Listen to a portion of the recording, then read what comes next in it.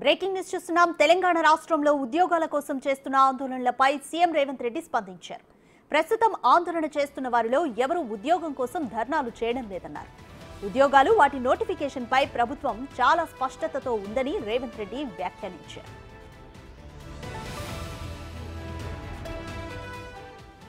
కొందరు కృత్రిమ ఉద్యమాలతో కాలం వెల్లదీస్తున్నారన్నారు. అలాంటి వారిని నమ్మి విద్యార్థులు భవిష్యత్తును ప్రశ్నార్థకం చేసుకోవద్దని రేవంత్ రెడ్డి స్పష్టం చేశారు. ఉద్యోగాల నియామకాల్లో ప్రభుత్వం చాలా క్లారిటీగా ఉందని రేవంత్ రెడ్డి తెలిపారు. ఈరోజు ఇంజనీరింగ్ కాలేజీలు అంటే నిరుద్యోగులను ఉత్పత్తి చేసే కర్మాగారంగా మారకూడదు. ఈరోజు 1,00,000 మంది మీ దగ్గరికి వెళ్ళి సర్టిఫికేట్ తీసుకొని ఎవ్రీ ఇయర్ బయటకు వస్తే 1,00,000 మంది నిరుద్యోగులను ఉత్పత్తి చేసే కర్మాగారంగా మన ఇంజనీరింగ్ కాలేజీలు మారుతున్నాయంటే అక్కడ ఉన్న లోపాన్ని గుర్తించాల్సిన బాధ్యత మాతో పాటు మీ మీద సామాజిక బాధ్యత ఉన్నది అని నేను బలంగా నమ్ముతున్నా, విశ్వసిస్తున్నా. మీ ఇంజనీరింగ్ కాలేజీలు నిరుద్యోగ యువకులను ఉత్పత్తి చేసే కర్మాగారం కాకూడదు. ఉద్యోగ ఉపాధి అవకాశాలు కల్పించే దేశ భవిష్యత్తును నిర్మించగలిగిన గొప్ప సంస్థలుగా మీ ఇంజనీరింగ్ కాలేజీలు ఉండాలి అని చెప్పి మా ప్రభుత్వం కోరుకుంటుంది. ఆ దిశగా మీకు కావాల్సిన సహకారాన్ని అందించడానికి మా ప్రభుత్వం సిద్ధంగా ఉన్నదని చెప్పి నేను ఈ సందర్భంగా తెలియజేస్తున్నా. అదేవిధంగా ఈరోజు కొన్ని కోర్సులు నిన్నమన్నా మా ప్రిన్సిపల్ సెక్రటరీ గారు తీసుకొచ్చి పెట్టారు. కాలేజీలు స్లైడింగ్ కానీ అడ్మిషన్స్లో ఉన్న కొన్ని సీట్లను కానీ ఆఫ్ క్యాంపస్ కానీ లేకపోతే రకరకాల ప్రతిపాదనలు నా ముందు తీసుకొచ్చి పెట్టినప్పుడు తాత్కాలిక ఉద్యోగ ఉపాధి అవకాశాలకు అవసరమైన కోర్సుల మీదనే మీరు ఎక్కువ ఫోకస్డ్గా ఉన్నట్టుగా అనిపించింది తప్ప ఈ దేశ భవిష్యత్తు నిర్మాణానికి అవసరమైన ఫ్యాకల్టీస్ని కానీ అవసరమైన సబ్జెక్ట్స్ని కానీ మీరు స్లోగా అవి కనిపించకుండా కనుమరుగవుతున్నాయి. కంప్యూటర్ సైన్స్కి అదర్ యాక్టివిటీస్కి షిఫ్ట్ చేసి వీటిని తగ్గించుకుంటూ పోతున్నారు. కొన్ని కాలేజీలు అయితే కంప్లీట్గా సివిల్ ఇంజనీరింగ్ను క్లోజ్ చేసే ప్రయత్నం చేస్తున్నారు. ఆ ప్రతిపాదనలు నా ముందుకు వచ్చినాయి. నా సూచన ఏంటంటే సివిల్, మెకానికల్ అండ్ ఎలక్ట్రికల్ ఇంజనీర్స్ని మ్యాండేట్గా మీ కాలేజీలలో నడపండి. లేకపోతే రేపు దేశము అత్యంత ప్రమాదాన్ని ఎదుర్కోబోతుంది.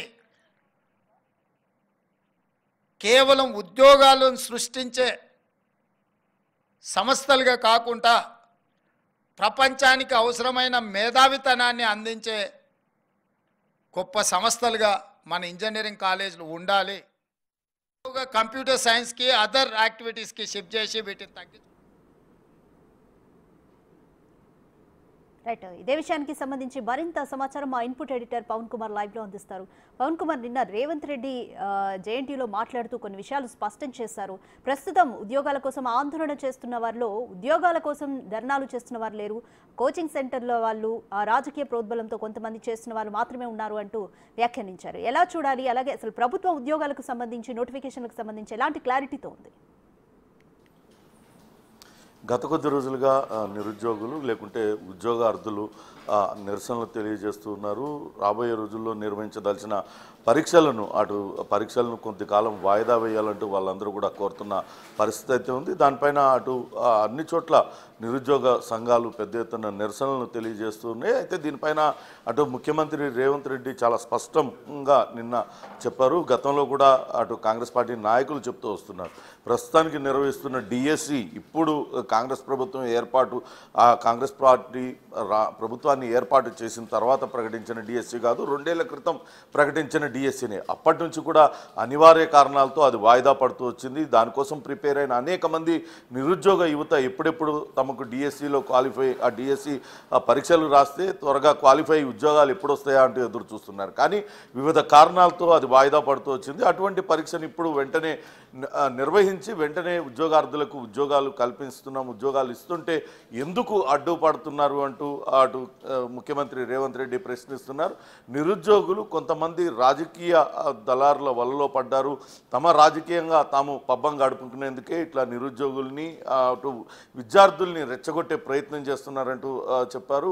ఇప్పటికే కాంగ్రెస్ పార్టీ కట్టుబడి ఉంది ఉద్యోగాల కల్పన కావచ్చు, అట్లనే జాబ్ క్యాలెండర్ ప్రకారం ఉద్యోగాల భర్తీకి కాంగ్రెస్ పార్టీ కట్టుబడి ఉంది. ఆ దిశగా చర్యలు కూడా తీసుకుంటున్నాం. అటు అధికారంలోకి వచ్చిన 6 నెలల్లోపే కొన్ని వేల ఉద్యోగాలలో వేల ఖాళీలను భర్తీ చేశామంటూ ముఖ్యమంత్రి రేవంత్ రెడ్డి చెప్తున్నారు. ఇప్పటికే అటు నిరుద్యోగుల్ని రెచ్చగొడుతున్నది కేవలం కొన్ని కోచింగ్ సెంటర్ల యజమానులతో పాటు కొంతమంది రాజకీయ నిరుద్యోగులు ఈ కృత్రిమ ఉద్యమం వెనకాలన్నారు అంటూ ఆయన తీవ్రస్థాయిలో మండిపడ్డారు. ఇటువంటి వాళ్ళ పట్ల జాగ్రత్తగా ఉండాలంటూ యువతకు ఆయన పిలుపునిచ్చారు. ఇప్పటికే అటు చాలామంది నిరుద్యోగులు ఎప్పుడెప్పుడు ఆ ఉద్యోగాలు వచ్చేదంటూ ఎదురు చూస్తున్నారు. కాబట్టి వీళ్ళ వలలో పడకుండా త్వరగా ఇటు పోటీ పరీక్షలకు హాజరు కావాలంటూ కోరుతున్నారు. ఒకవేళ నిరుద్యోగులు అడుగుతున్నట్లుగా పరీక్షలు వాయిదా వేస్తే అటు ప్రభుత్వానికి వచ్చే నష్టమేం లేదు. కానీ ఇప్పటికే కొన్ని సంవత్సరాలుగా ఎదురు చూస్తున్న నిరుద్యోగులు మరోసారి నిరుత్సాహానికి గురవుతారు. కాబట్టి ఎట్టి పరిస్థితుల్లో కూడా పరీక్షల్ని వాయిదా వేయడం లేదు. ఖచ్చితంగా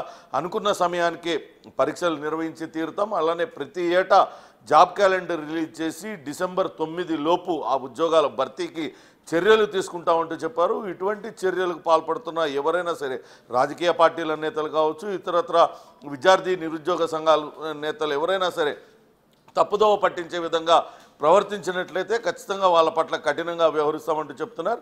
ఇప్పుడు ఏదైతే ఉద్యమం చేస్తున్నట్లుగా చెప్తూ ఉన్నారో ఆ ఉద్యమం చేస్తున్న వాళ్ళెవరూ కూడా ప్రస్తుతం జరుగుతున్నా లేకుంటే జరగబోయే పోటీ పరీక్షలకి ఏట్లకి కూడా వాళ్ళు కనీసం దరఖాస్తు కూడా చేసుకోలేదు. కేవలం మిగతా దరఖాస్తు చేసుకున్న మిగతా విద్యార్థులను నిరుద్యోగులను మోసం చేయడం కోసమే వీళ్ళు ఆ ధర్నాల పేరుతో లేకుంటే ఉద్యమం పేరుతో నాటకాలు ఆడుతున్నారు తప్పితే వీళ్ళని రెచ్చగొడుతున్న ఏ ఒక్కరు కూడా ఎటువంటి పోటీ పరీక్షకు అటు అర్హులు కారు. వాళ్ళు దానికి సంబంధించి వాళ్ళు దరఖాస్తు కూడా చేసుకోలేదంటూ ముఖ్యమంత్రి స్వయంగా చెప్పారు. ఇప్పటికే దీనికి సంబంధించిన ఇంటెలిజెన్స్ రిపోర్ట్ అంతా కూడా ముఖ్యమంత్రి కార్యాలయానికి చేరింది.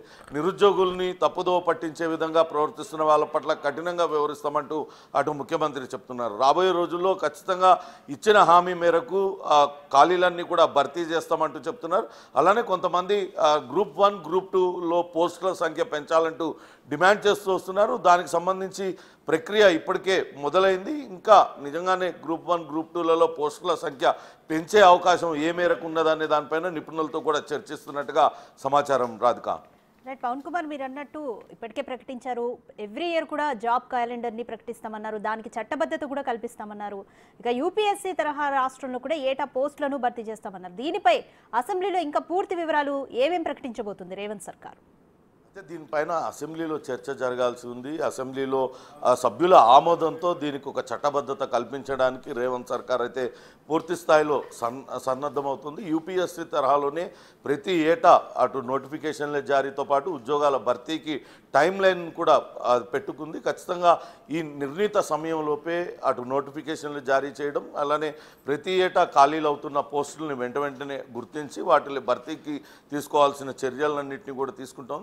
గతంలో ఎదురైన న్యాయపరమైన చిక్కులు ఏవి కూడా ఎదురు కాకుండా ఈసారి శాసనసభలో ఒక చట్టం రూపంలో దాన్ని శాసనసభ్యుల ముందు నుంచి వాళ్ళందరి ఆమోదంతో దానికి చట్టబద్ధత కల్పించిన తర్వాతే దీనిపైన ముందుకెళ్లాలని భావిస్తున్నారు. ఈ నెల 24 తారీఖు నుంచి జరగబోయే శాసనసభ సమావేశాల్లో నిరుద్యోగ సమస్య, దానికి ఏ రకంగా ముందుకు వెళ్ళాలి, ఉద్యోగాల కల్పనలో అనే దానిపైన కూడా చర్చ జరిగే అవకాశం అయితే కనపడుతుంది. ఖచ్చితంగా ముఖ్యమంత్రి రేవంత్ రెడ్డితో పాటు ఇతర కాంగ్రెస్ నేతలు కూడా పదే ప్రకటిస్తూ ఉన్నారు. అసలు తెలంగాణ రాష్ట్రం ఉద్యమం సాగింది, తెలంగాణ రాష్ట్రం ఏర్పడింది కూడా నిధులు నియామకాలు విషయంలోనే, ఉద్యోగాల కోసమే పెద్ద ఎత్తున గతంలో కూడా యువత ఉద్యమించారు. తిరిగి అటువంటి పరిస్థితి రాకుండా ఖచ్చితంగా అర్హులైన ప్రతి విద్యార్థికి ప్రతి నిరుద్యోగికి ఉద్యోగం కల్పించే దిశగా కాంగ్రెస్ పార్టీ అడుగులు వేయబోతుంది. రాధిక. రైట్. ఇంకా పవన్ కుమార్, ఇంజనీరింగ్ విద్యలో కూడా కొన్ని కళాశాలలు నిర్లక్ష్యంగా ఉన్నాయంటూ ఒకచోట సివిల్ ఇంజనీరింగ్ లాంటి కోర్సుల ఇంపార్టెన్స్ గురించి కూడా రేవంత్ రెడ్డి ప్రకటించారు. దీనికి సంబంధించి నిర్లక్ష్యాన్ని నిలువరించే విధంగా కూడా ఎటువంటి చర్యలు తీసుకోబోతున్నారు? అయితే ఇప్పటికే అటు చాలా కాలేజీలు కొన్ని కోర్సులను ఎత్తివేయడానికి సిద్ధపడుతూ ఉన్నాయని రేవంత్ రెడ్డి అన్నారు. కానీ వాస్తవానికి చూస్తే ప్రతి ఏటా ఇంజనీరింగ్ విద్యార్థులు పెద్ద ఎత్తున పాస్ అవుతూ బయటకు వస్తున్నారు. కానీ వాళ్ళకి ఎక్కడికి కూడా సరైన ఉద్యోగం దొరకకపోవడంతో వాళ్ళందరూ కూడా నిరుద్యోగులుగా మిగిలిపోతున్నారు. అటు ఆ డిగ్రీ పాస్ కావడం అంటే కేవలం ఒక సర్టిఫికేట్తోనే కాదు, వాళ్లకు స్కిల్ డెవలప్మెంట్ అనేది కూడా కావాలంటూ నిన్న రేవంత్ రెడ్డి అటు జేఎన్టీయూలో జరిగిన సమావేశంలో కళాశాల యాజమానులకు కళాశాల యాజమాన్యాలకు దిశానిర్దేశం చేశారు. ఖచ్చితంగా అన్ని కోర్సుల్ని తప్పకుండా నిర్వహించాల్సిందే. అది కేవలం ఉద్యోగం కోసమే కాకుండా తన మేధస్సును పెంచుకునే విధంగా ఈ విద్యన్నీ కూడా ఉండాలి, ఇటువంటి డిగ్రీలన్నీ కూడా ఉండాలంటూ ఆయన అటు యాజమాన్యాలకు తెలియజేశారు. ఇప్పటికే ఇంజనీరింగ్ విద్యార్థులు ప్రతి ఏటా పెద్ద సంఖ్యలో పాస్ అవుతున్నారు, కానీ వాళ్లకు సరైన ఉద్యోగం దొరకడం లేదు. అంటే వాళ్ళకు స్కిల్ లేకపోవడం వల్లనే వాళ్ళు నిరుద్యోగులుగా మిగిలిపోతున్నారు. కాబట్టి ఈ వృత్తి విద్యా కోర్సులతో పాటు ఇటువంటి ఇంజనీరింగ్, సివిల్ ఇంజనీరింగ్ లేకుంటే కంప్యూటర్ ఇంజనీరింగ్ ఇట్లాంటివి చేసేటప్పుడు వాటితో పాటు అదనంగా వాళ్ళు ఇంకా ఏమేమి నేర్చుకుంటే వాళ్ళకి వెంటనే ఉద్యోగం దొరుకుతుంది, ఆ కోర్సులన్నింటినీ ఇందులో ఇంప్లీట్ చేయాలి, వాటికి తగ్గ వీళ్ళకందరికీ శిక్షణ ఇప్పించాలంటూ నిన్న రేవంత్ రెడ్డి చెప్పారు. భవిష్యత్తులో కాలేజీలు ఏవి కూడా ఇప్పటికే ఎగ్జిస్టింగ్ కోర్సెస్ నేటిని తీసేయకుండా అన్ని కోర్సులకి సమాంతరంగా నడిపించాలి అంటూ ఆయన నిన్న అటు కళాశాల యాజమాన్యాలకు అటు దిశానిర్దేశం చేసిన పరిస్థితి అయితే ఉంది. Right, thank you Pawan.